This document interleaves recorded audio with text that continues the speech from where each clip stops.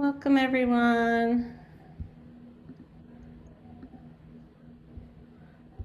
It's just funny. I've been traveling, and Will and Teresa sort of took over my Zoom for a while, and then I've been watching the recordings, and so it's funny to see me as me instead of Will as me. Um, Welcome everyone. We're just letting a bunch of folks in.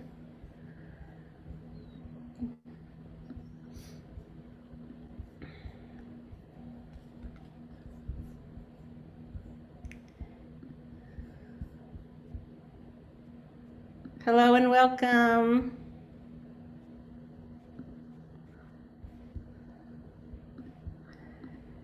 Anna, you're super popular. I see some familiar faces. Isn't that nice? Yeah, Kyla. Hey, Kyla. And Allison, Terry, and Kathy Circle is on here.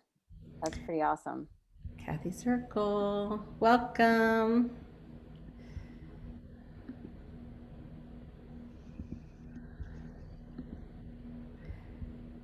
Just letting in some more folks. We'll get started very soon here. Oh, yeah, Lori, Love Connect. Hi, Anna. The I've mom. got Christine Steele from Soul Yoga. That's awesome. That's nice. Yeah. Hi. Anna, I forgot to ask you if you needed or wanted to share your screen at any point. Nope. Okay, great.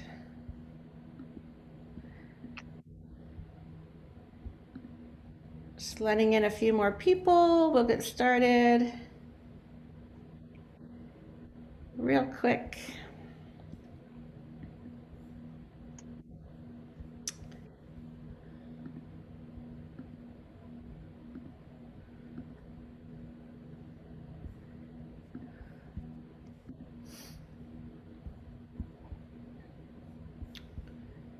Okay.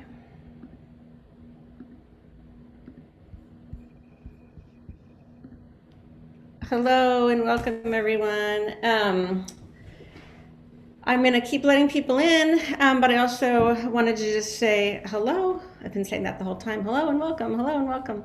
Officially and formally, hello. My name is Deborah Kane, and I am the president of the Lower Columbia Canoe Club.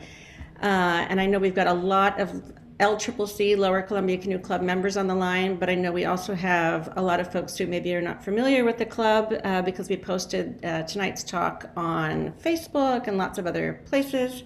So if you're not in the Pacific Northwest, you're not a member of the club, we're so glad you're here. Thank you for joining us. We are a recreational paddling club. We're based in Portland, Oregon. And like clubs all across the country, when COVID hit, we weren't necessarily paddling with each other as a club as much as we ordinarily would were it not for COVID. And so given that, in January this year, we launched these online talks that we call takeout talks. And we have hosted at least 5, I think. We've had great speakers, clearly. We're about to have a great speaker with Anna. We've had, Ben Morton kicked us off and taught us all about fundamentals and paddle strokes. We had Noria Newman, we had Rafa Ortiz. And all of the takeout talks are on the Lower Columbia Canoe Club's website. And I know that y'all found the website because you needed to find the website to find the Zoom link for tonight. So I just wanted to let you know that this is actually the last takeout talk for the series. We're ending on a high note. And tonight's talk will also be recorded, so check it out and share it around online and take a look at some of the other takeout talks if they're of interest. In addition to the takeout talks, we also this spring did a 5-part river safety series, which was completely open, free to anyone who wanted to participate. And those talks were also all but one recorded, so I would encourage you to check those out. Okay. So for those of you that are members, tonight is the last takeout talk. And the reason for that is, oh my gosh, it's June. A lot of us are vaccinated. Yay. Our numbers are coming down all across the country, but particularly here in Oregon. And so for those of you that are members, you would have read in our most recent newsletter that, oh my gosh, we're doing club trips again. It's so exciting. So watch the the emails, the Google groups. Denny Anger just posted a trip for this weekend. So if you're vaccinated and you want to go get out with club members, there's a trip happening this weekend. We've got all the the summer activities. The Mackenzie River and Umpqua River weekends are scheduled and on the calendar, so check those out. So we're going to take a little break from Zoom for the summer and paddle together, which is so great.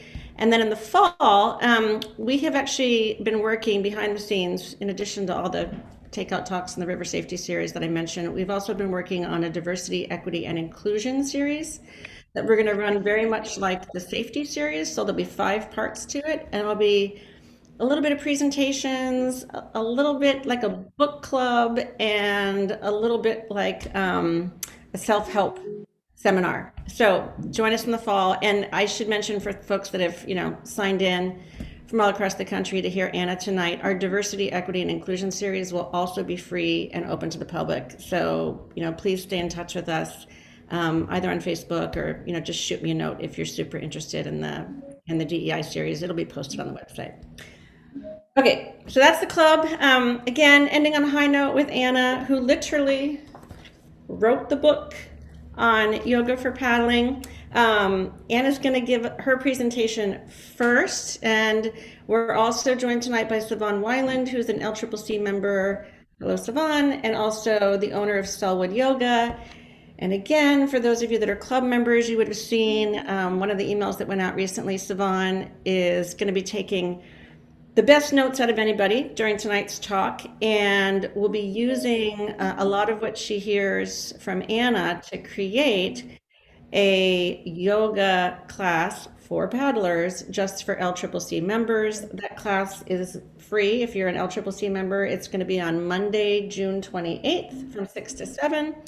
And you do need to register because Siobhan can only fit 10 of you inside the studio, and then you can zoom in. We can zoom in as many people as we want. We can even zoom in folks from outside the area if you guys want to join the LCCC to get Siobhan's amazing class. You totally should.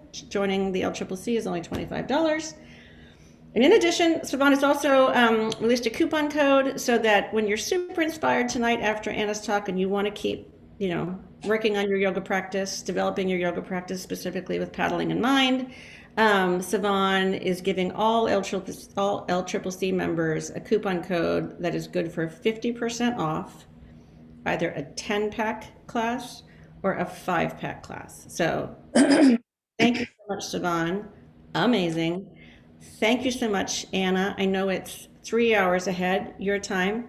So I don't want to say anything more other than we are so thrilled that you were joining us, and I'm going to turn it over to you. Thanks, Deborah. And You're thanks, so Siobhan. Yeah, thanks for having me. It's good to be here. Good to see y'all, those of you who I can see on the screen. Yeah. So one thing that will help is if everyone can make sure they're muted right now for the talk, and then we'll take questions at the end, but that way there's no random noise that comes through. So I'm really excited to be here, and I would like to hear from some of you. There's a lot of you on the call right now, so but I would like to hear from, let's say, 4 people about why you're here and what you wanted to get out of this talk. And again, being mindful that there's a lot of us here, so maybe you can keep it to 1 or 2 sentences, because I would love to get a little bit of feedback from y'all. So you can just raise your hand like this, or you can use the reaction at the bottom to raise your hand. Those of you who are savvy, but anyone want to share why you are here, what you want to get out of tonight? No one. Come on. Oh, I'll just speak up. Yeah, go. I don't know where the little button is for my hand, so I'll just talk. Okay, I'm just tell getting me your back name into. First. Tell me. My name's Emily. Hey, Emily. My name's Emily, and I have been away from paddling for Oh, many, many years, and I'm just getting back into it. And my body's a little older than it was when I was in graduate school. So I want to be a little bit mindful of my shoulders and the rest of myself just to stay healthy so I can do it. Great. Thank you, Emily. Who else? 3 more people.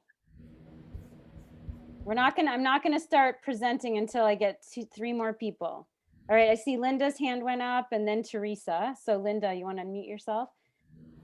Hi there. So I also present for a living, so I know what it's like when no one raises their hand. Like Emily, I'm 53. I want to keep a strong body healthy. I cross train in kayaking and dressage. So a lot of core strength and rotation, and just the alignment thing is a huge deal. Specifically with the yoga, I really want to increase torso rotation, range of motion. I'd love another about 10 or 15 degrees. Okay. Thank you, Linda. Appreciate it. Teresa. Yeah, I'm a very regular paddler, and I also have a fairly steady home yoga practice. And so I'm looking for new ideas. And I also teach yoga just a little bit, and I'm developing class plans, not just for anything as broad as yoga for paddlers, but I'm actually specifically for kayakers or canoeists or suppers. Like, to me, it's 3 different things. So I'm tapping your ideas for all those. Thank you. Yeah, you're welcome. Thanks, Teresa. One more.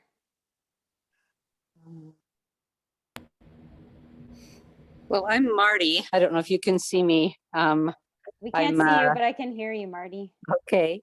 Well, I'm a 70-year-old, and we've done a lot of rafting through the years with our kids, and I have done yoga for about 20 years, but I wrenched my shoulder, my rotator cuff last summer in an inflatable kayak for the 3rd time. And so I'm interested in things that I can do that will help me not do that anymore.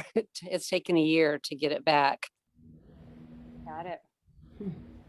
All right. Thank you, Marty. Okay. So shoulders came up a few times, and new ideas, torso alignment and torso rotation. So that's great. I am going to start with, and just briefly, so for those of you who don't know me and my background, I've been paddling for 27 years. I started out in the kitchen of a rafting company, not glamorous. Fell in love with paddling, decided instead of law school, I was just gonna raft guide and paddle, and ended up competing for many years, and then starting a company called Girls at Play, releasing instructional DVDs for women in whitewater kayaking. And the whole time I have been, I turned to yoga to help me focus in competition, because I would get really nervous. I mean, I still would if I were competing.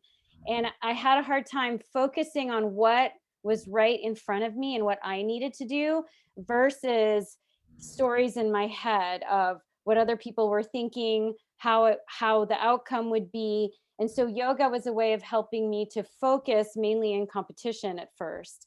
And I use it as a daily ritual. There's also physical benefits, right? In terms of all the stuff y'all are talking about, alignment and injury prevention. For me in the beginning, it was really a mindset practice, and especially the breathing. And combining the two has been, I actually started meditating when I was in high school. I've always been drawn to that quiet place. And to me, when I'm kayaking, there's a lot of present moment awareness, right? Kayaking is a different way to tap into present moment awareness. Yoga is a way to tap into present moment awareness, right? But these paddling, because it's really hard to think about what's for dinner when you're in the middle of a rapid. And if you do think about what's for dinner in the middle of a rapid, chances are you're offline and upside down, right? So combining the two is really, to me, they complement each other. And it's really, for me, my company now is called Mind Body Paddle, and moving to Mind Body Adventure, because when our minds are clear, confident, courageous, then our bodies can also benefit. And when our bodies feel good, then our mind, it's easier for our minds to be courageous and confident. If we feel like crap in our bodies, it can be challenging. It's not that it can't be done, but it can be challenging, right? To feel good in the mind. And so mind body are connected and integrated. And there's lots of science now that shows this mind body connection and how important it is. And then the adventure piece, I think, is the spark, right? And so always sparking our joy. I believe that we're here to experience this life, right? And we do that through our minds and our bodies. So that ties it all together. I'm a 500-hour yoga certified yoga teacher through Yoga Alliance. I'm an Ayurvedic health coach. Ayurveda is the sister science to yoga. And it is actually, when I was doing my 500-hour yoga teacher training, Ayurveda was the most compelling thing I'd ever studied around yoga. It is all about diet and lifestyle. And considering that, many of the top illnesses that are detrimental, like diabetes, heart disease, many other illnesses, are all, now the science is showing that they're all diet and lifestyle based, caused, right? And we can do so much to prevent these illnesses by refining our diet and lifestyle. And that's what Ayurveda is all about. And so that's the other piece that I do. I do kayak instruction, yoga, and Ayurvedic health coaching. So let's get into, and if y'all have any other questions about my background and what I do, I'll happy to you can type it in the chat. I'll get to it at the end of the talk. So let's dive into yoga specifically. And of course, what we're talking about mostly tonight is yoga asana, right? Which is, or yoga posture. Asana means seat, right, in Sanskrit. And so yoga has 8 limbs. And so I just want to mention that, right? So yoga poses are just one branch of what is yoga, okay? And so, but we are going to talk about that tonight because it is really important, especially for those of us who love to do physical things like kayaking. So let's talk about shoulders. And I have a question for you. So I'm holding up an elastic band, okay? Some of you have seen me do this before, but if I stretch this elastic band, does it get looser or does it get tighter? Let's just type it into the chat. I'm going to open the chat so I can see. Is this looser or tighter as I stretch it? Yeah, people are writing in tighter. Exactly. So just because you are stretching does not mean that you are loosening your muscles. This is a super, super important concept to understand. Okay. So my next question for y'all is, how many of you have experienced knots in your shoulder blades after paddling? You can type it into the chat. You can be like me. You can raise your hand. Okay, I see a few hands raised. Yeah, Linda, nice. So those knots in your shoulder blades, when you feel those and you get out of your boat, what is your instinctual stretch? Those of you who I can see on screen, I can't see everyone. Okay, Teresa has her arms up. Anyone else? Oh, Lori has her, okay, taking her arms back. You guys are good. Okay, Linda Clark wins because this is what I see most people doing. Can you do that again, Linda? Yeah, so most people, now some of you are doing this, that's great. What I see most people in my 27 years of paddling, what I've seen them do is this stretch when they get out of their kayak to stretch those knots in the shoulder blades, okay? Now, and it feels good because anytime we stretch, we increase blood flow and oxygen flow to the muscles. So it feels good, of course, anytime we're moving our muscles in a mindful way feels good. Consider this though. the muscles, the rhomboids that are in your shoulder blades are like this elastic, okay? So everyone show me the position of your chest and shoulders after a day of paddling, typically, or during paddling. Yeah, Teresa's like, exactly, rolled forward, okay? Rolled forward, right? Which means what happens to the upper back? What happens to those shoulder blades? Yes, they're stretched out like this, okay? Because the shoulders are rolled forward. So the knots in your shoulder blades are not because you've worked your back, upper back so much that it's so strong that it's overworked. The knots in your shoulder blades are there because your muscles are already overstretched, because these muscles here in your chest are chronically contracted, and the muscles in your rhomboids, those are the muscles alongside your shoulder blades, are chronically lengthened, stretched out. And then they're stressed out because they're also trying to draw the shoulders back. Okay, everyone following me? Can I get thumbs up, thumbs maybe? Okay, great. So when you do, if your typical position all day in your kayak is like this, with your shoulders rolled forward, what's also the typical position of driving your car? And what about texting? Right? Everything is rolled forward. And so until you do the opposite action, right, which is squeezing the shoulders back, which some of you did, right? Lori went like this. So that's one way of kind of drawing the shoulders back, right? As long as you're squeezing the shoulders in the back, someone else was opening the chest, right? So it's about drawing the shoulders back. Okay. So everyone sit up nice and tall right now. I know some of you look really comfortable, but just sit up nice and tall and draw the shoulders back and squeeze those shoulder blades back. And it's not going to be casual. And don't worry about being right, or just practice feeling. And then roll your shoulders forward and then squeeze them back. And roll them forward and squeeze them back. Yeah. And then draw them back and hold them there. Do y'all feel when you hold them there that there's a stretch that comes through the front of the shoulder? Yep. Okay.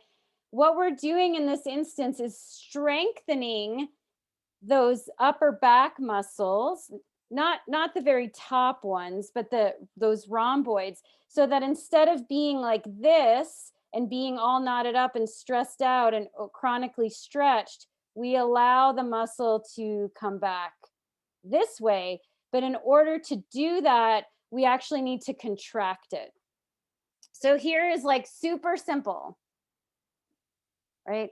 So if you just sit, or you extend your arm out and you draw the shoulder forward and then draw it back. Draw it forward and draw it back. Right?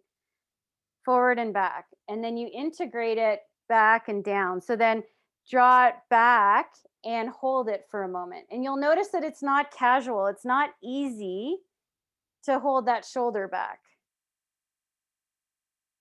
And draw the shoulder away from your ears, and then release, right? And then let's go other side, because we can't do one side without the other. Extend the arm and draw it back, and then reach forward and draw it back. And try and keep your chin and your neck aligned, meaning not poked out, right? And then draw it back and hold. And then release. Okay, so do y'all starting to feel that upper back? Do you like feeling something back there? Yeah, great. So having an awareness of that when you're driving, right? Squeezing back when you're driving, sitting up tall. In your kayak, sitting up tall. Canoeing, stand-up paddleboarding, it's all the same, because they're different, slightly different techniques. But the baseline is that our shoulders are rolled forward and we're constantly strengthening our pectorals, like over strengthening the pectorals and the front of the shoulders, and that weakens the back body. So the idea is to strengthen that back body. I love to do shoulder blade push-ups, and they are in my book, Yoga for Paddling. Yeah, great. Thanks, Savon. Right? Where you can come onto your forearms and you isolate. And this at first is tough because we think that we have to move the whole torso, but it's really about isolating. So when you're on your shoulders, it's simply isolating, right? The upper, those shoulder blades, and starting to be able to move them independently from your torso. A lot of us have them like seared onto our backs, right? Or they're chronically lengthened and we don't even realize it. So, yeah. So I see in the chat, yes, so John says rolling your shoulders and back paddling, yes, does help to balance. Absolutely. How many of us back paddle every day, every time we're out? Oh, good. I was doing it today. I was doing back ferries, which is also really great. Back ferries and back S turns. Really, really good. Right? So getting that, the back paddling is great too. And I bring this up because when folks think of yoga, they think it's just stretching. I don't mean like just stretching, like stretching isn't important, but stretching is one piece of it. The other piece is strengthening, right? And in Ayurveda has this principle, right? Whenever there's an imbalance in the body or the mind due to diet and lifestyle, you incorporate the opposite action, opposite food, opposite schedule into your life to help bring you back to balance. And it's the same with yoga, right? First, you acknowledge the imbalance. So then you can bring opposite action. And sometimes stretching is not the opposite action. It's this is the same action that is only going to exacerbate those knots in your shoulder blades. Okay, so I always tell paddlers should stay, if you're a very avid paddler, you should really stay away from all these eagle poses and anything that continues to overstretch the back of the upper back. So hands behind the back, right? You can clasp your hands, squeeze the shoulder blades back, right? I love doing big circles with my arms, or doing like I'm backstroking and swimming. That's another great warm up, right? It's anything that, and the other thing for kayakers is you don't ever need to roll your shoulders forward if you're a kayaker, a canoeist, or a stand-up paddleboarder. You can just go ahead and do shoulder rolls to the back most of the time. So that is, if I had to say one thing about shoulders, that would be it. And what I see, and of course there are physical things with the depth of the shoulder socket and whatnot, right? There are different factors that play into it. But what I see most of the time when folks get injured is a lack of ever doing the opposite action to what position they take most often throughout their day. And that's why even taking 10 minutes a day to do some yoga that includes opposite actions to what you've done all day is so, so helpful, right? Small actions, small consistent actions over time pay off really big. Okay, so that is shoulders. And actually, I'd like to take 2 questions if anyone has questions about shoulders right now, since I'm going to go through the body, different parts of the body. So does anyone have questions about what I just talked about? I'll take 2 folks, 2 questions.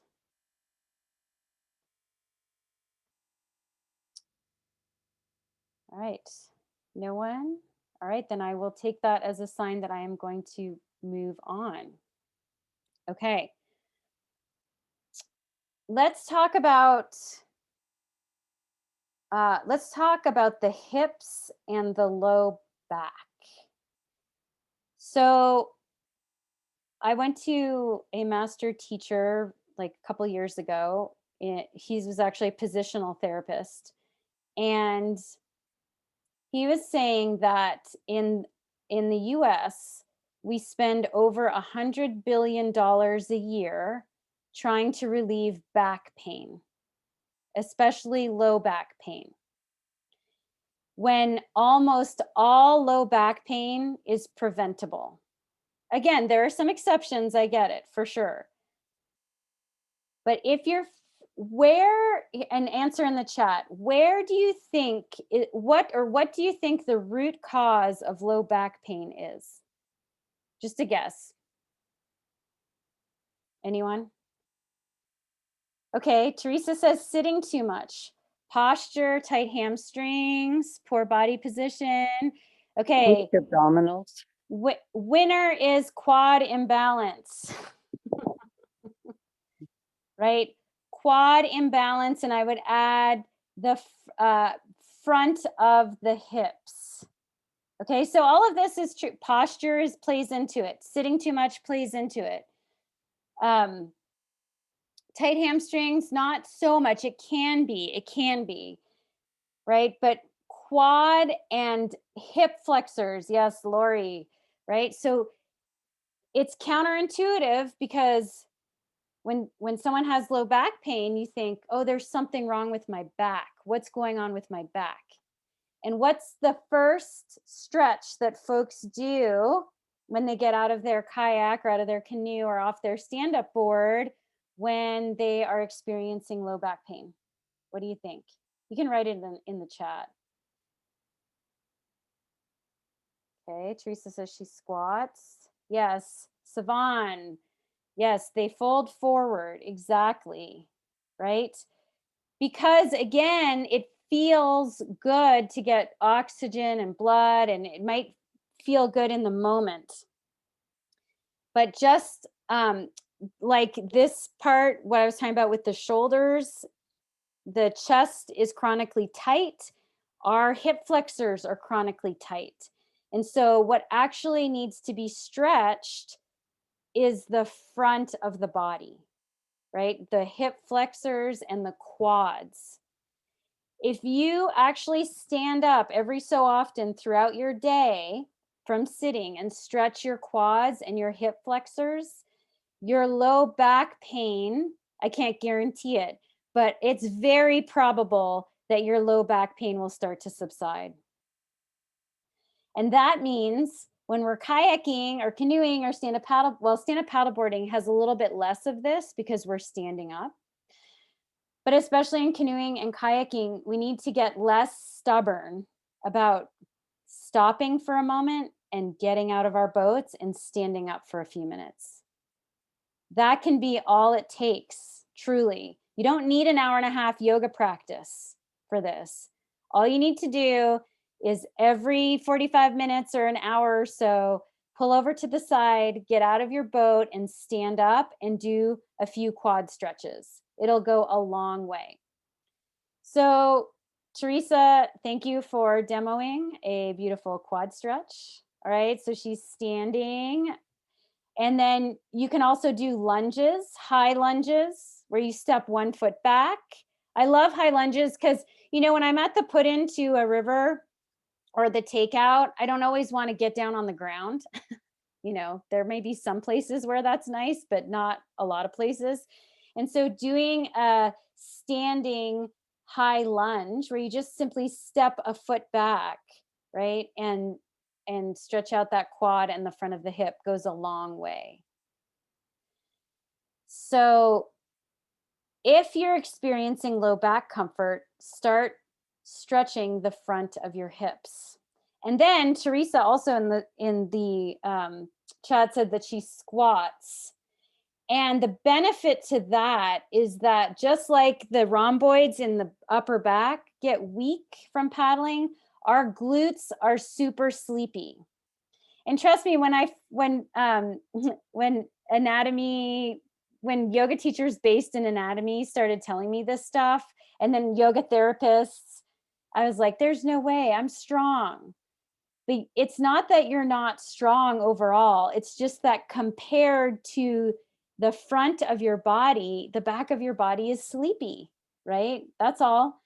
And it makes sense because of the position that you find yourself in most of the time. And so squatting, practicing squats, strengthening those glutes is really, really important for low back stability and health.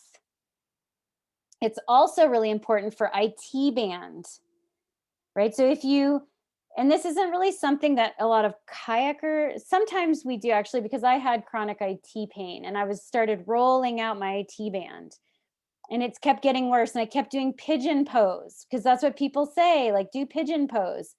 And it kept getting worse. And I finally went to a yoga therapist who's also a physical therapist. And she was like, no, your glutes are super sleepy. And so they're not doing their job. So the TL, which is a really small muscle in your hip flexors, is taking over and clamping down on that IT band. And it's causing you all this pain. So again, stretching out the IT band may not be the answer for you, but actually doing squats and strengthening those glutes so that they're not sleepy anymore and they can actually do their job of supporting, right?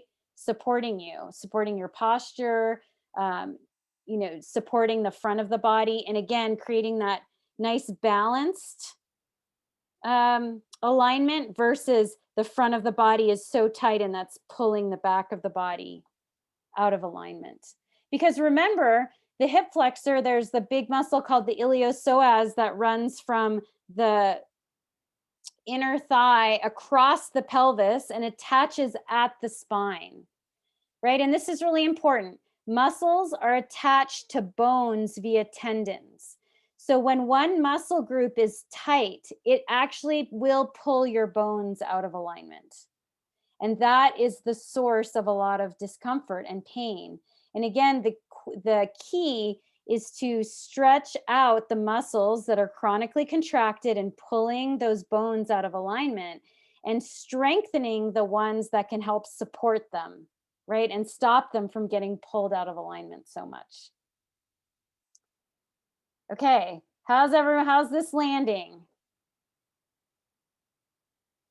Yeah. All right. Let me see. Yes. Teresa asked, what's the TL? It's a small muscle in your, I used to know this by heart, but now I might have to look it up in my book. You know, my book has the whole anatomy section, but now I can't find it. Can't remember what it stands for. Does anyone know? Yeah, the QL is the quadratus lumborum. This is different.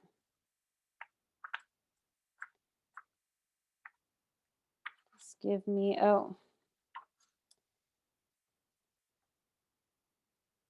the tensor fascia lata.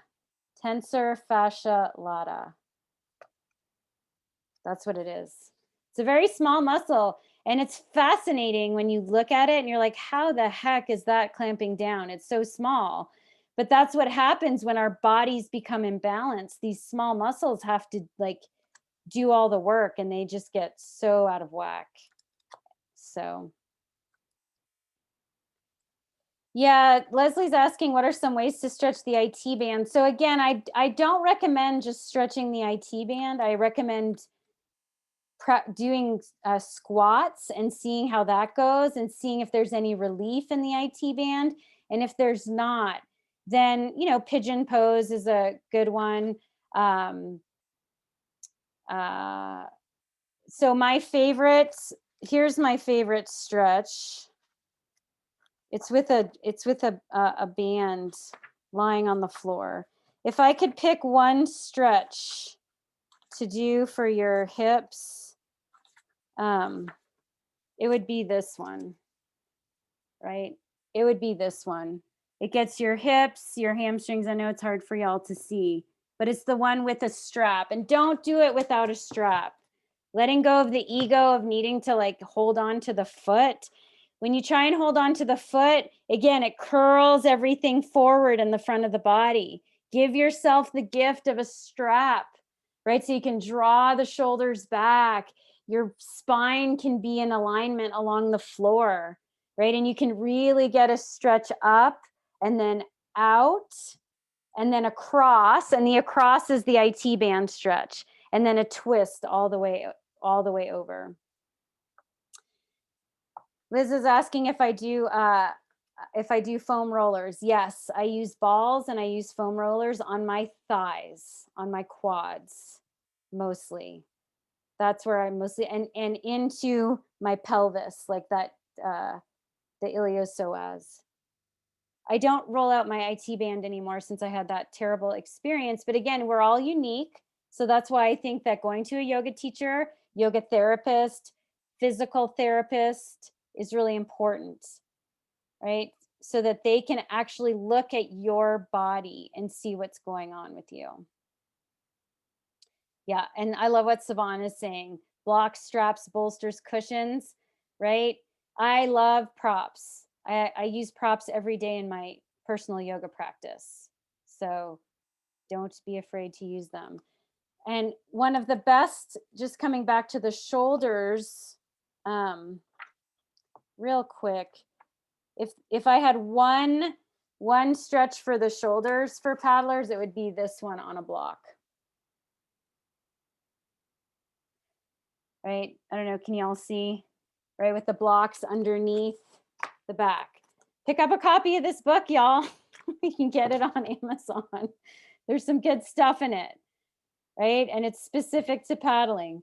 So putting those blocks underneath and allowing, again, the shoulder blades to squeeze back.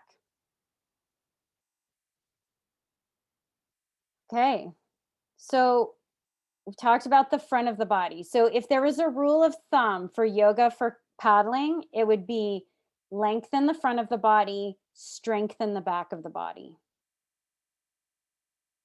That's what it would be, right? With the side body, so the QL, someone mentioned the QL earlier, is the quadratus lumborum, and it is the muscle that is responsible for hiking the hip. How much do we hike our hips in kayaking?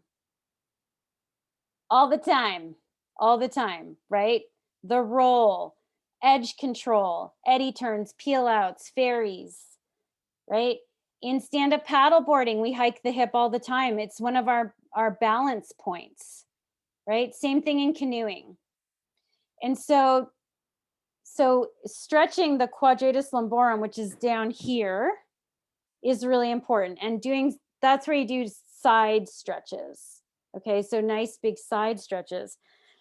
Wherever you are, I want you to sit up tall and I want you to press down through your right sits bone. Your sits bones are the bony protrusions that you sit on. So imagine, let's just say, press down through that. I can't remember what side I said, but I'm going to start with right. So press down through the right butt cheek and don't lean over yet. Just simply reach your right arm up and then keep pressing down through the right butt cheek. And notice that there's already length there. And then keep pressing down through that right butt cheek and then hinge. Don't poke the right side out. Keep lengthening down and lengthening up. Y'all feel a little stretch in there in the quadratus lumborum? Good. Come back to center and let's go other side. So first focus on pressing down through the left butt cheek and then rise up with that arm. Don't hinge yet. Just keep pressing down through the left butt cheek, up through the left arm, and then hinge slightly. And you can even use I'm using my right hand on my chair to help me to press down further into my left butt cheek, right? And then release. So that's the other thing. When people side stretch, there's a tendency to kind of flop over. But if you can maintain, talking about alignment, this idea of you're pressing down and lengthening up at the same time, then you've got that nice alignment, and it's wonderful for posture. We need to root down in order to rise up. It's the same thing with kayak posture in your kayak or your canoe. When people say sit up tall, often it's just a thrusting of the rib cage forward, which is not sitting up tall. That's actually creating more stress on the spine and especially the low back. Instead, if you focus on pressing down through the butt and rising up through the head, then you're sitting up nice and tall, right? So again, it's that play of opposites, always the play of opposites, right? In whatever we're doing. And then with the neck. So with the neck, because I tend to carry a lot of tension up here, right? And so I like, and with the roll and with carrying our boats on our shoulders, right? That can cause a lot of tension. And, you know, it's really important to stretch. So like side to side, ear to shoulder. And what I've learned recently, because I keep learning, right, is to keep the chin tucked more than you think, right? So that you lengthen back here, right? Keeping the chin tucked. And that's an awareness, but it's not just tucked. You keep the chin tucked and then you, like I have a bun up here, and I think about lengthening out the bun back here at the back of my head. So it's like keeping my chin tucked and lengthening. And when I lay on the floor and I do that, like when I'm laying on the floor, knees bent, feet flat on the mat, and I practice this. And I can actually feel it when I do it. I feel it all the way into my low back. Once you start building body awareness, and this is what I love about alignment yoga, is it's about getting into a shape, simple shapes, and doing really small adjustments. And all of a sudden you do this small adjustment in the position of your neck and you feel it all the way into your low back. Like that's cool, right? That jazzes me more than getting into some crazy handstand, whatever. Cool, which is cool too. Like people who can do that are amazing. You know, for most of us, we want longevity in paddling. And that's what I heard at the beginning of this talk. Longevity in paddling is, again, always that opposite action, practicing the hard moves in easy water, right? So paying attention to these little motions, these little adjustments that you can make, and opposite actions, that's going to go the longest way. Okay, one last, and with the neck, please do not be stubborn about carrying your boat on the same shoulder for miles. Like, give it up.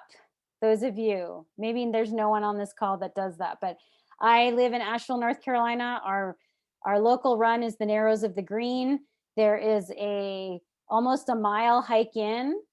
And when I first started doing this, you know, people were really stubborn. It was like, you were not cool if you had to stop and change shoulders.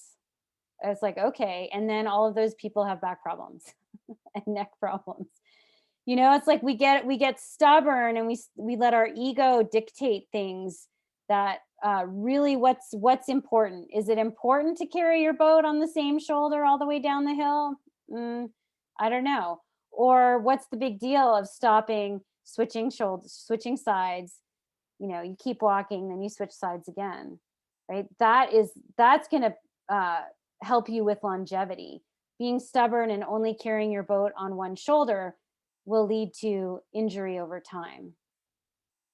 And at the very least, it will lead to imbalance and probably some pain, right? And what people say to me is like, oh, well, it hurts. I can't carry my boat on the left shoulder. I get it, because anything that you try that's new is uncomfortable. But you'll never get comfortable with it unless you keep doing it, right? So get a piece of foam, stick it underneath your boat. I've had to train myself, and I still can't carry them equally for as long, but almost, right? And I just keep switching when I need to, right? But so get comfortable with discomfort. in life, in kayaking, in carrying your boat, meaning let go of ego and switch sides, right? Think about what's going to pay off in the long run versus, you know, one-upping someone or holding on too much to an idea of how you think things should be. Okay. And then lastly, as far as yoga go and hamstrings. So hamstrings, I do not recommend that you do forward folds unless you're familiar with forward folds and you have a lot of flexibility. Maybe starting with a wide-legged forward fold is a great place so that your hips have more room to rotate. But you don't need to do a forward fold to be able to stretch your hamstrings, right? That's why I love the one on the lying on your back with the strap so much, because most folks don't have the flexibility to do a forward fold and actually get into the hamstrings. Hips can be so tight that they fold forward and then it's all in the back. And then that can be more detrimental because you're again tightening your hips more than they need to be tight. They're already tight. So why not do a really great hamstring stretch that feels good, that is also great for the alignment of your back, which is lying on your back with the strap and holding your leg up and pressing into the strap, right? Or, the one where you take your heel out. You can even be standing. If you're standing beside your kayak, you can put your heel up on your boat, keep a soft knee, and then maybe fold forward an inch or half an inch, but keeping the chest lifted. Does that make sense to everyone? Yeah. So be gentle with the hamstrings. Forward folds are just like anything. The more awareness and mindfulness you can bring to them, and be patient with your body, right? Be patient and start to really pay attention to the little adjustments and the effect that they have. You don't need to take a full-on pose, right? Everyone's body is unique and there are many shapes, and you can get yourself into a shape that has a lot of benefits that doesn't look like the pose, right? Okay. Last thing I want to say is, so a lot of folks, this is mindset and yoga. A lot of folks ask me, how do I calm myself down when I'm at the top of a big rapid or in the middle and I catch an eddy? And I ask them, well, what practice do you do at home to calm yourself down? And a lot of times I get blank stares, right? Like, what? So with our skills in kayaking, it's very well accepted that we should practice hard moves in easy water, right? That we can practice all the hard stuff like the class 4 moves in class 2 water, and then move it up to class 3, like ferries and S-turns and rock S-turns and all of that, right? We hone our skills in easy water so that we have them for when the water is bigger or pushier, steeper, whatever it is. And we should apply that same principle to our mindset.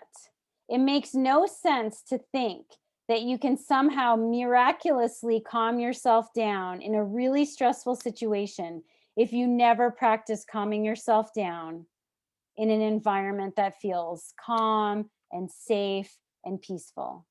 That's where you flex your muscle. That's where you flex your mindset muscles. And so meditation, right? Which is really concentration. Yoga teachers and meditation teachers don't actually teach meditation, right? Meditation happens spontaneously after many, many, many, many years of concentration practice. When we talk about meditation in our culture, we're really talking about concentration practice, right? We concentrate, we focus on the breath, on a mantra. And the meditation piece happens when all of that spontaneously dissipates, which I've had maybe glimpses of it here and there, right? Which is fantastic, but it's very few and far between.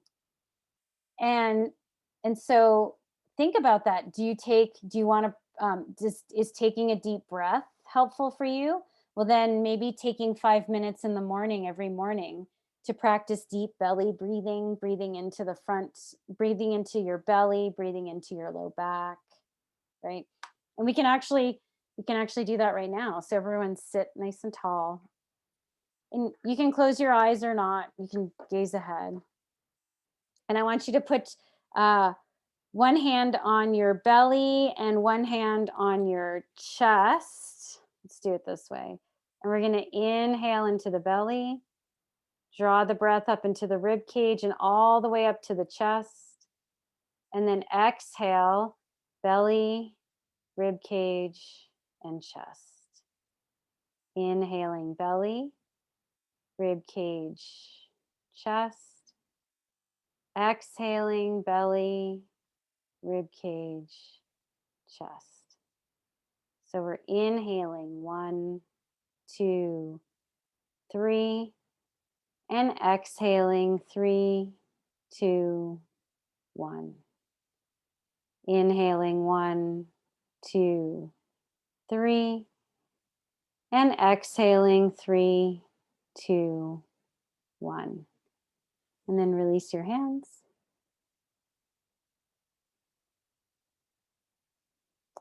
And simply notice the quality of your mind after doing that.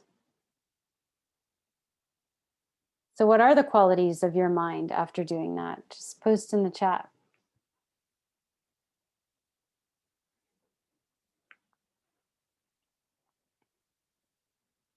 Mellow, calmer, stillness. Yeah. And that was 4 breaths, right? Maybe 5. How powerful is that? Imagine if you sat for like a minute and did that, or 2 minutes or 5 minutes. And you start flexing that muscle. These are great. Thank you for sharing. Yeah, and Teresa says she usually takes 10 above a big rapid. Yeah. You know, don't be afraid to pause and take some breaths and tune into the present moment. One strategy I also like comes from Ayurveda. In Ayurveda, we pay a lot of attention to the qualities of nature, right? What are the qualities? Is it hot, cold, rough, dry, soft, moist? Is it liquid? Is it dense? Is it static? Is it moving? Right? And tapping into what are the actual qualities going on right now? I find that to be really powerful in bringing me to the present moment and getting me out of my head, out of any like circular thinking, anxiety thinking. The other thing that someone once told me that was super helpful is that focusing on gratitude is a really great way to manage fear, because our minds cannot focus on fear and gratitude at the same time. And so if I'm nervous above a big rapid, I'll pause in an eddy and I will look around. I'll be like, wow, I'm so grateful for today. It's beautiful. I'm so grateful for the people I'm paddling with. I'm so grateful for the skill that I have. Right? It can be really simple. I'm so grateful for the color of the water. Tuning into what you're grateful for can be really, really helpful. And I just gave you 3 different strategies, right? Breathing, deep breathing. Tuning into the present moment with what are the qualities of this moment, and then focusing on gratitude. And so my recommendation as far as yoga for mindset in paddling is if you really want to feel more courageous and more confident on the water, is you'll practice some of this stuff off the water. you'll take some time during your busy day, and it can be 5 minutes before bed. Right? All it takes is 5 minutes on a daily basis. And it will help you, because then when the next time you're above a big rapid, you'll be like, oh yeah, you'll start to breathe because you're used to doing it. You already have that practice. It's not something new or foreign or something you haven't thought of. So that's what I've got for you as far as yoga for paddling. And you know, someone mentioned at the beginning core rotation. I think twists are really great for that, right? So any type of twists. And again, it doesn't have to be moving twists. It can be twists laying on your back, which are fantastic. Anything laying on the back, you guys, is really great because it keeps your back in alignment, and you don't tend to overuse any muscles that you don't need to use. And that's why I actually start my morning practice with like a whole floor sequence every morning. And then I move into more rigorous poses or movement poses, because because I do it first thing. I like to give my body, like, again, that waking up. For me, it's helpful. That's not going to be what works for everyone. But I do find that those floor poses are very helpful, especially if you're paddling a lot. Yeah. Okay. Anna, I want to just jump in Yeah. first with a thank you. That was so good. A lot of folks in the club probably don't know this, but when was it? April? I actually drove out to the East Coast and got to spend a week with Anna in one of her creek weeks. And she is as phenomenal on the water as she is off the water. I learned so much in that creek week, and one of there were many moments, as Anna knows, but I left feeling like you have a way of speaking truths that is very, very gentle, while you're also sort of saying, duh. And that just happened again for me tonight when you talked about, how in the world would you expect to calm yourself over a big rapid, if you don't have a practice of being present and centered? And I was just like, oh my God, she did it again. So that was just huge for me. Thank you for that. Savan, I'm curious if you had any of the same. Savan, for those who are joining us maybe a little bit toward the end, I introduced Savan at the top of the hour as an LCCC member who also happens to own a yoga studio and has her own yoga practice and has been teaching for years and years and is a paddler. So I was curious to hear, Savan, if you had any of your own aha moments, and then I'd love to open it up for questions from other folks. Thank you, Deborah, and thank you, Anna. I had all these questions and I had little check marks, like, want to make sure. And Anna, you answered my questions, which was amazing. I thought, okay, wait, she didn't talk about twists yet. She didn't talk about breath yet. And then bing, you did it.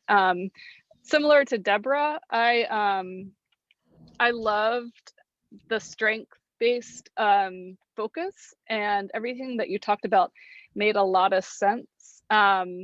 And it's one thing to talk about it, and it's another thing to put it into action. And I think that a lot of times we're really busy, but all of this is, a lot of it's simple, right? Simple movements that you can do anywhere. And a yoga practice doesn't have to be an hour long. It doesn't have to be 45 minutes long. 10, 15 minutes of some poses, breathing, and mindfulness will go a long way. So yeah, I thought I'd have more questions, but you got them all. Thank you. Yeah, you're welcome. Yeah, I heard a meditation teacher say one time that all you need is one conscious breath. And I think when I work with my coaching clients, a lot of folks have, and in my wellness circles that I run every different season, it always comes up, the all or nothing attitude. And it's prevalent in our culture of we think that if we can't do an hour and a half workout or yoga, then it's not worth it. Like, screw it. I just don't have time. And that attitude can really be detrimental, because it's the doing 10 minutes a day over a year I believe will bring more benefits than doing 1 hour and a half class, even per week. Not that there's not benefit in that. There is, but complementing it. If you do an hour and a half class a week, then do the little 5 minutes a day as well, or do Totally agree. more classes, or do it. That's why personal practice, but it's, yeah, I think that letting go of the all or nothing attitude is so, so important. Yeah.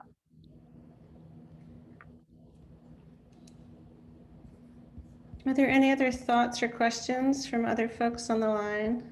I had a question about wrists that Yeah. I just saw. Okay. Yeah, I do.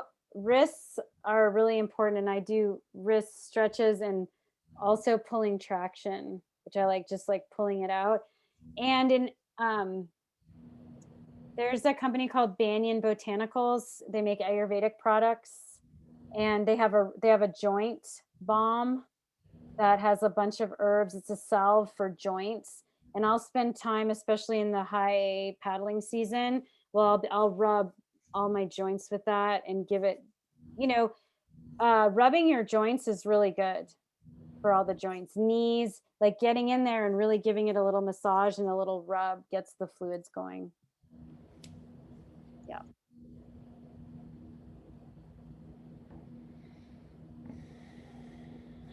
Emily, I don't know if you see it, Anna. Emily's got this question. Do you have a mental exercise to simulate being afraid or being flooded and then calming yourself? And it's too bad we weren't trying to do that during the last presidential election. Some of us might have been. Yeah, I don't know how you would simulate the fear. I mean, yeah, I mean, there are some practices, and I have done them. It's been a while, where you imagine that you're in that, you do a visualization where you're in that situation, and you bring in all of the fear, like for real. You bring it in, and then you do the work of calming yourself in the moment. But you're sitting in your house, right? You're sitting in a safe space to you, and it does work. And one of the things that here is one practice that I've been doing. I've done it in the past, and I've just in the last few days started doing it again. And it's one that Pema Chodron, I think it's called I don't know, Savan, if you, I can't remember what it's called. It starts with an L, but, or when there's something that upsets you, like whether you're angry or you're upset, instead of pushing that feeling away, or you witness someone else being upset, you breathe in the upset and you really take it in. Like, you take in the emotion that's really hard. And then when you breathe out the relief that you want, and you breathe it out for everyone. And then you breathe in and you do that over and over. You breathe in the pain, because we have a fear a lot of times that if we take it in, it's going to be too much. But if we really, really be with those emotions, and then you breathe out the relief, right? Like, whatever, if you're angry, I remember, okay, here's a quick story if I can tell it.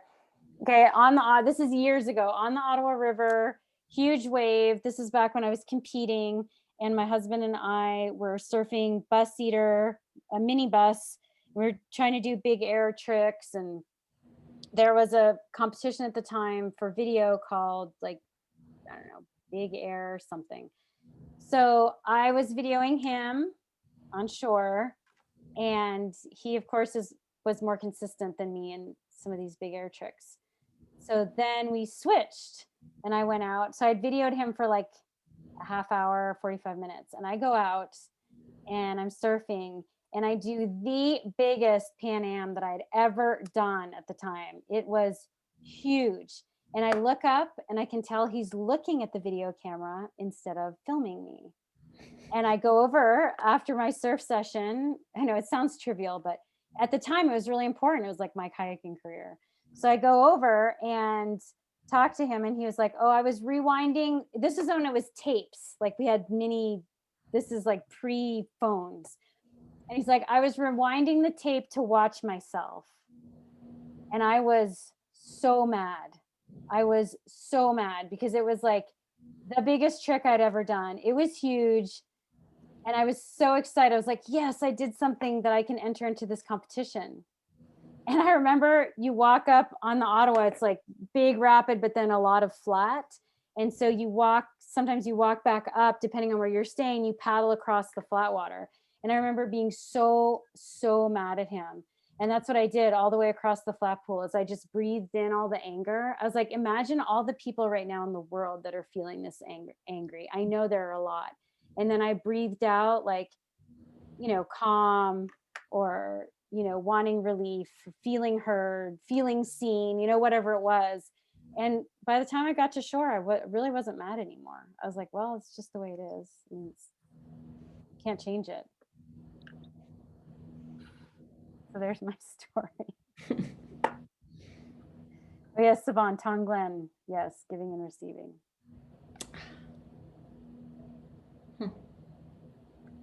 And so, yeah, you can visualize yourself in like a really scary situation and then also calm yourself down in the same visualization. Only do that if it really works for you. It's not going to work for everyone. Okay.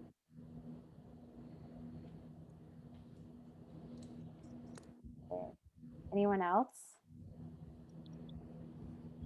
Hey, Anna, can I ask one more question about, there's a lot of people like to talk about core strengthening. So what are your thoughts on quote core work as it relates to yoga? Because I don't think there's a lot of true core work in a lot of traditional yoga other than some planks and some forearm planks and things like that. So I'd be curious what your take on core work is. Mm-hmm. And then boat pose and that kind of thing, right? Yeah, boat pose to me feels more like tightening the hip flexors, Yes. right? Totally. Or just bypassing the core altogether. Yes. Where most people need to lengthen their hip flexors and stretch their hip flexors. So Navasana, boat pose, I don't typically like to teach it or do it very often. Yeah, absolutely. Yes, I never do it. Yeah. I mean, I think that's something honestly that I could keep working on more and more, like that's something that I try to bring to my awareness. And it's about what I try to think about is moving from the core versus working on the core, which I do like to do planks and I like to do that kind of thing. I do it more in my exercise routines than I do in my yoga, honestly. But, think about moving from the core. So for instance, if I'm in a down dog and I'm doing a transition to a low lunge or a high lunge, right? Doing down dog splits and then really moving from the core to bring that knee forward and how lightly can I step my foot forward? That to me is core work. How smoothly can I do my transitions between poses? And that's where I think of core work. I agree. And I also think that like a breathing practice, right? Also just a very focused toning of your core, like you were saying in downward facing dog, or those transitions can be really helpful. Yeah, and also focusing on like the pelvic. So it brings me to kayaking, and I was posture in kayaking. People think about torso rotation in kayaking, and they just think belly button up, and that's how it's traditionally taught. but the pelvic floor and the low belly have so much strength. And so it's that drawing in, and we're taught that in yoga, of the drawing in. I don't love the mula bandha like tightening so much, like, which was Ashtanga in my 20s, but I like there is this idea of drawing into the core and drawing up. And so what I like to tell folks is, if you're sitting in your kayak, press down through the sits bones, which I did earlier tonight when we were doing that stretch. When you press down into the sits bones, your knees automatically come up into the thigh braces just a little more, and your feet engage a little more, right? And that is the idea of core drawing in. So instead of a like flattening the belly or like holding a plank, it's also, can I draw into my center? It's hard to explain in words. It's easier when we're in kayaks, or, as you know, on the mat. But yeah.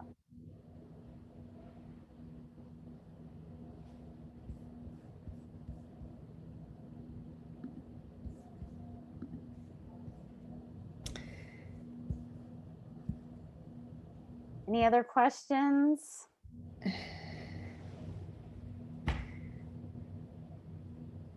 So funny, I just let in one person who's joining us at the very tail end. So if that was you, we're recording the session and we'll get it posted on the LCCC website. And I think we have come to the end of a very fascinating, phenomenal yoga for paddling talk with what did I call you? Incomparable Anna Levesque. Yes. Thank you. I mean, truly, so good. I see a little applause from the audience. Thanks for hosting me. And I invite all of you to check out my website, mindbodypaddle.com. I have lots of blogs on this kind of stuff, not just yoga, or pick up a copy of Yoga for Paddling. But I do a lot of instruction and group coaching and virtual group coaching. And so check it out. I've got free resources, and then group, and then individual private coaching. So would love to hear from y'all. Have you check it out. Reach out to me. And Anna, the Facebook group that I joined, the one about courage and confidence, is that open to folks, or okay? Yeah, it's for women. So okay. Yeah, it's courage and what is it? Courage, confidence, and wellness with Anna. Yeah. On Facebook. And do you live stream from there, or from? I do every Wednesday. I live stream, and that's like more of the like interactive live stream where I sit and I take questions, and it's a private group, so it feels like a real safe space. I also live stream from my personal Facebook profile every week that I'm not teaching kayaking, which I was today, so live stream. Love it.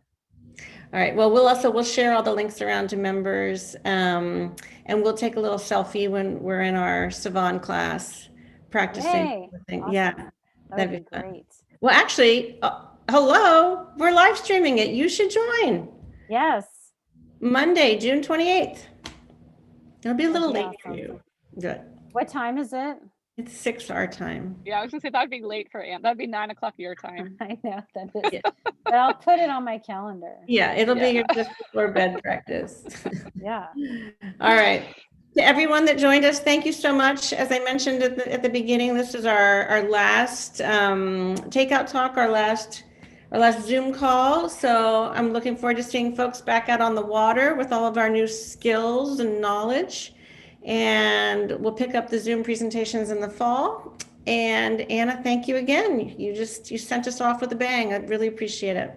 Oh, I appreciate you, Deborah, and all of you're doing. You're shaking it up and trying. And I just love the energy you're putting out into the kayaking world. It is much appreciated. And thank you, Savon, for being here and offering your insights. And I love collaborating with other yoga teachers and kayak instructors and people. So I really appreciate you both. And Thanks everyone for coming. I know this took something. Thank you for taking time out of your day Thank you. to be with us. Bye, everyone. Thank Bye. you. Thank you.